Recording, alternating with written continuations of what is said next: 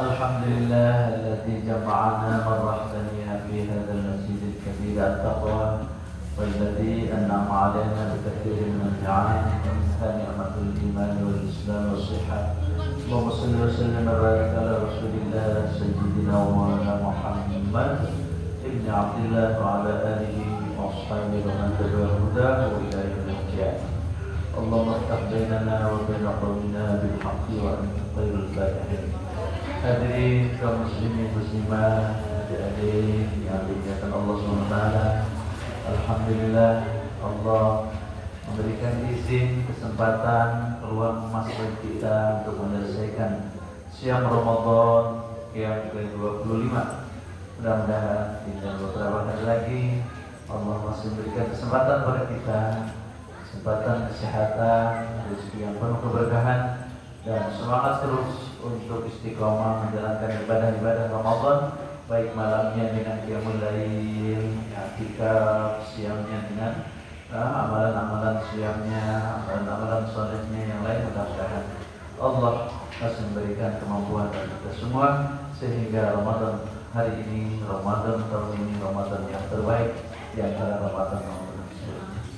Hadirin yang Allah Subhanahu wa taala, siang Ramadan ujungnya adalah untuk mentarbiah kita menjadi manusia terbaik. Manusia terbaik adalah manusia yang muttaqin, karena pada muttaqin itulah terhimpun seluruh kebaikan-kebaikan. Takwa adalah gambaran seluruh kebaikan-kebaikan. Maka semua kata muttaqin di dalamnya, dalam Al-Quran selalu isinya adalah amal-amal soleh. Orang yang muttaqin adalah orang yang senantiasa berlaku baik dan baik. Itulah sebabnya maka saum Ramadan ingin menghasilkan pribadi-pribadi unggul, pribadi-pribadi baik yang insya Allah kita termasuk di dalamnya. Hadirin yang Allah SWT, salah satu tarbiyah yang Allah berikan pada setiap saat, 5 waktu bahkan dalam setiap sehari, yaitu sholat 5 waktu. Sholat inilah yang menjadi kontrol sosial kita. Sebab apa?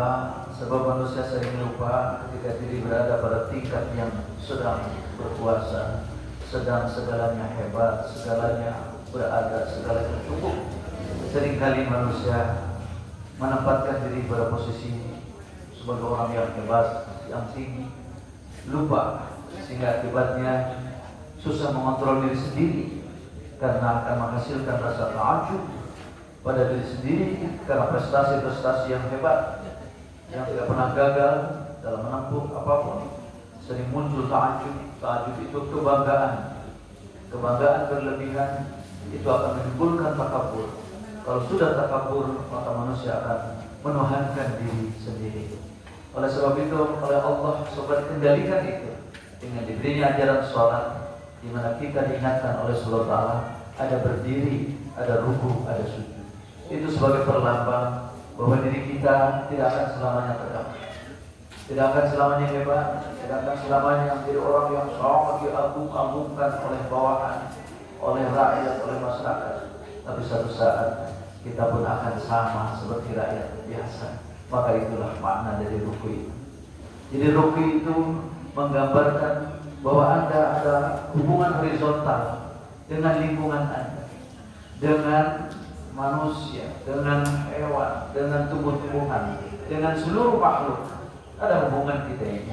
Jangan menganggap diri kita seakan-akan lepas dari lingkungan kita.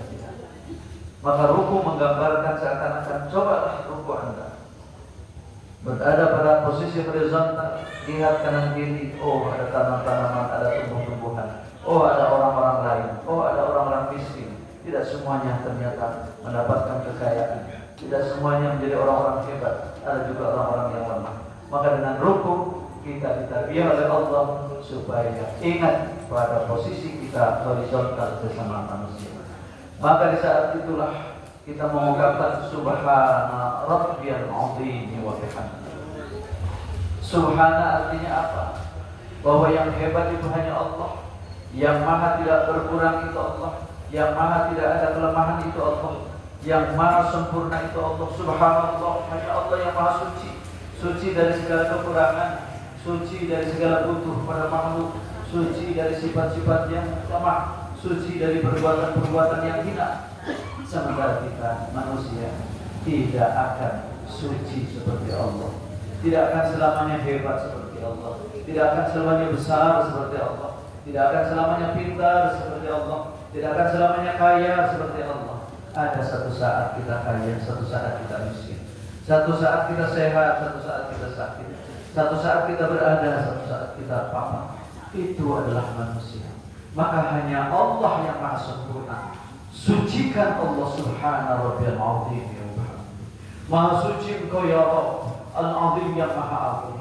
Hanya Engkau yang maha besar, hanya Engkau yang maha suci dari kekurangan. Maka pada saat seperti itu, seakan-akan Allah mengatakan kepada kita, Anda tidak maha suci, Anda banyak kekurangan, Anda nanti akan lemah, Anda nanti akan kembali tanpa membawa apa-apa.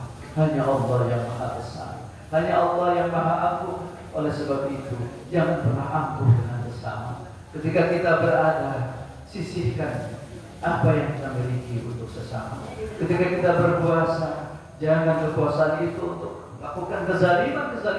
Justru kekuasaan amanat dari Allah untuk memberikan kebaikan yang lebih luas kepada sesama. Kalau itu yang terjadi, kalau ahli-ahli ibadah, ahli-ahli sholat itu dia mentadaburi makna ruku, maka insya Allah hatinya akan luluh dari keangkuhan, dari kemerasa hebatan. Itulah ruku. Dengan ungkapan subhanallah, berarti ketika kita mengatakan subhanallah, Allah maha suci, saya maha lemah. Allah maha hebat, saya maha tidak hebat. Allah maha sempurna, saya tidak sempurna. Maka di saat subhanallahil azim wa bihamdi, rasakan keagungan Allah dan rasakan kekurangan kita. Maka kemudian sesudah itu ada perilaku yang sangat-sangat oleh Allah ditarbiatkan pada kita supaya kita merasa bahwa kita ini sama dengan tanah nanti. Kita akan kembali ke dasar yang paling dasar yang kita injak. Tanah ini kita injak seakan-akan hina karena kita bisa berdiri tegak di atasnya. Tapi ingat, nanti kamu pun akan menyatu dengan tanah. Maka dilatih oleh Allah dengan gerakan sujud, menungging posisi kepala yang di situ ada otak, di situ ada keagungan, di situ ada kesombongan. Oleh Allah dilatih bahwa kamu tidak boleh seperti itu. Sujud berarti kita sedang menempatkan diri yang maha rendah di hadapan Allah yang maha agung. Maka ucapan yang keluar adalah Subhana Rabbiyal A'la wa bihamdihi. Terasa rendahnya kita menyatu dengan tanah dan rasakan kemahatinggian Allah. Kita rendah di depan kemahatinggian Allah Subhanahu. Maka kita ungkapkan Subhana, Maha suci Engkau ya Allah. Engkau tidak pernah rendah, Engkau tidak pernah lemah, Engkau tidak pernah berada di bawah. Engkau selalu maha tinggi, maha besar. Kami, aku yang maha rendah ya Allah. Aku sadar ya Allah, tidak ada apa-apa, tidak punya apa-apa. Dulu waktu ke dunia hanya membawa badan saja. Badan pun itu disediakan oleh Allah, dibuat oleh Allah, diberikan kemampuan oleh Allah. Tangan diberi dari Allah, kaki diberi dari Allah, badan sekujur badan, pencernaan, ginjal, jantung, semua pemberian dari Allah Subhanahu wa taala. Apa arti kita semua itu ketika berulang ke alam dunia? Kita tidak punya apa, kita tidak siapa-siapa. Waktu itu kita masih bodoh, tidak ada ilmu, tidak tahu bagaimana harus hidup. Tapi Allah yang maha sayang pada kita. Ketika kita lahir ke alam dunia, Allah sudah memberinya ilmu kepada kita. Ilmu apa? Ilmu insting. Maka ketika kita hidup di zona nyaman di dalam perut ibu, kita makan tinggal makan, minum tinggal minum, badan segar, badan hangat, nikmat rasanya kita berada di perut ibu. Maka kata Allah, kamu bukan untuk hidup di zona nyaman. Lihat Nabi Allah Adam AS diciptakan di surga memang nyaman, tapi diciptakan Allah Nabi Allah Adam AS manusia bukan untuk hidup nyaman-nyaman di surga. Tapi harus berjuang, bergerak, berjuang, berkarya, bekerja, maka oleh Allah diturunkan ke bumi. Kita pun disimbolkan seperti itu. Kita diciptakan di zona nyaman. Kita enak makan, tinggal makan, minum tinggal minum. Tapi oleh Allah, kamu jangan tenang-tenang di perut ibumu, sebab ibumu menderita. Akhirnya kita dikeluarkan oleh Allah SWT dari perut ibu. Kita tidak nyaman lagi. Kita kedinginan, kita kehausan, kita kedinginan, kita lapar. Tadinya tidak lapar, tidak haus, tidak dingin, enak nyaman di perut ibu. Tapi sekarang oleh Allah, kamu juga harus berjuang. Keluar. Maka ketika keluar, kita kedinginan. Tapi harus bagaimana supaya kita pengen hangat? Harus bicara apa kepada orang-orang di sekitar? Kita lapar, kita harus ngomong apa? Karena belum ada ilmunya untuk ngomong minta makan. Kita haus, belum diberi ilmunya oleh Allah. Bagaimana minta air? Karena belum diberi ilmu oleh Allah untuk bicara. Minta air kepada ibu, kepada ayah. Tapi Allah sayang pada kita. Ilmu pertama yang Allah berikan kepada kita adalah hidayah warisah. Kemarin sudah kita bahas, yaitu hidayah insting. Maka hidayah insting itulah yang menjadi modal dasar kita awal-awal untuk supaya kita tidak menderita. Minta kepada ibu dengan insting kita, menangis meraung-raung. Ketika kita gatal, di situ sudah banyak kuman-kuman gatal di sekitar kita karena kita pipis, karena kita mengeluarkan kotoran. Gatal, nyeri, tapi kita tidak bisa berbuat apa-apa. Tapi Allah sayang pada kita, diberinya warisah ilmu pertama yaitu insting. Akhirnya kita bisa menangis. Maka alhamdulillah ibu kita mengerti, anak menangis pada ada sesuatu yang harus dibantu. Akhirnya betul, ya itu sudah pinuhku, sudah pinuhku Ci'i. Akhirnya ngerti itu ibu, anak menangis karena minta tolong sesungguhnya biar dia tidak gatal.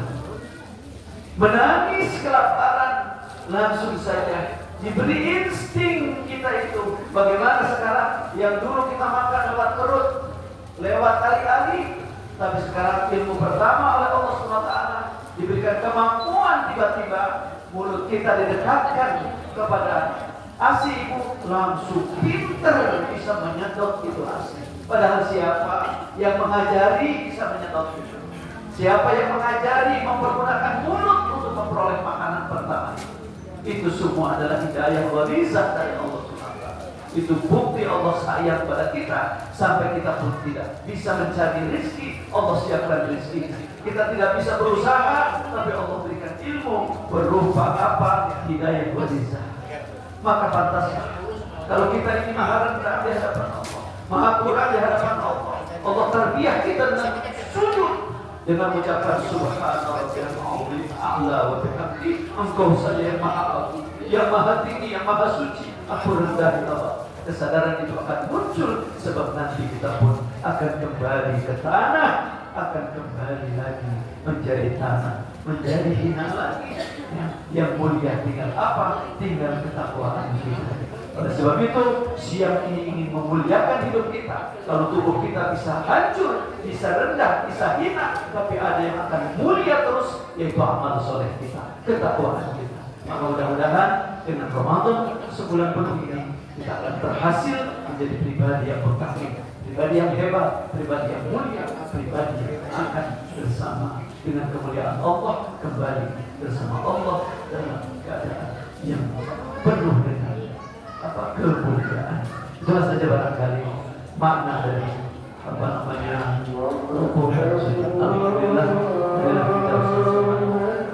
buka puasa. Bismillahirrahmanirrahim.